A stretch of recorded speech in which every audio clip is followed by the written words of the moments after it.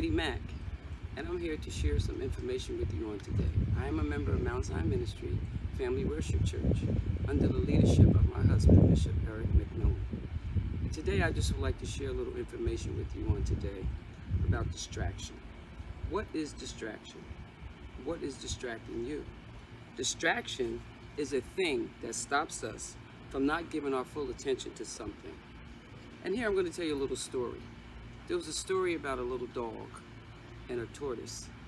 And the tortoise wanted to race the dog. Now we know the ability that a dog has. The dog has the ability, has the potential to run fast. He runs very fast. And we know what a tortoise does. He runs very slow. But the tortoise thought that he could beat him. He knew that he could beat him. But the dog says, okay, let's do this race. So the tortoise had a plan to distract the dog. So what's he do? Before the race, he puts out bones. So the dog lays back very quietly, thinking it's going to work out. That I got this, because I'm a dog, I can beat a tortoise. So what happens was they start the race. And the dog is running really good, he's just running, he's doing really well with it, thinking he's winning. And oh boy, what happened? He looked to the right, and there it was, a bone. What do we think that bone did? A dog likes bones. So it distracted him. So the dog stops. His flesh wants this bone. He stops and he enjoys this bone. He eats the bone, he plays with the bone, he throws the bone, he talks to the bone, he does all of these things to this bone. And all the while in his mind, he's forgetting he's in a race. Is that what we do? We forget that we're in a race. We get distracted by the things of the world. Here he goes. Then he remembers, okay, I finished that bone. I'm going to go. And he goes again. He says, I'm winning. Of course, he's a dog, so he is running faster. Here we go 3 miles now. Looks to the left. What happens? What you think? Another bone. Of course, he stops. And he looks at that bone, and he plays with that bone. Then he says, maybe he might have said to himself, maybe I better not. Maybe I better run. Nah, forget about it. My flesh wants this bone because I like bones. I know what this bone going to do for me. So he stops and he plays with that bone. And that's what we do. We stop. We stop. And we stop. And we forget all about our goal, our desires. So we have to be careful. So in the long run, what happens, of course, the dog loses the race.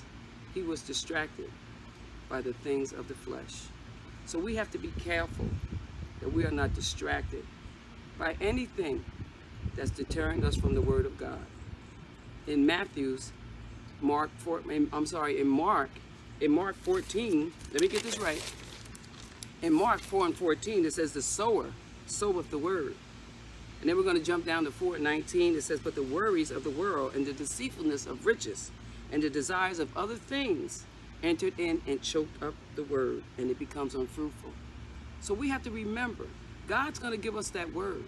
But it's up to us, because the enemy is out here to distract us, to take it off our mind, that our flesh is better. Whatever we want to give our flesh, we should give it to them. And that's not so. I think about the pandemic that we've been in thus far. And I'm sure it has opened up our eyes to a lot of things. I know it has opened up mine. I mean, we sit back and we think about the things that we've done before the pandemic. And now we're sitting where we can't move, and it makes us think, what did I do that I shouldn't have been doing that was stopping me from seeing God? And prayerfully and hopefully, with God allowing this to happen to us, that our eyes have come open. And I'm not going to go back to where I used to be. I'm not going to be distracted anymore, because I'm going to win this race. I'm not going to let the enemy distract me, because God allowed this to happen to us. If we open up our eyes and really see that God is in this plan. And I just pray right now that I have said something that will help someone to know that you're in a race. And the only way that you're going to win this race, if you get out of the flesh and serve God with your heart. God bless you.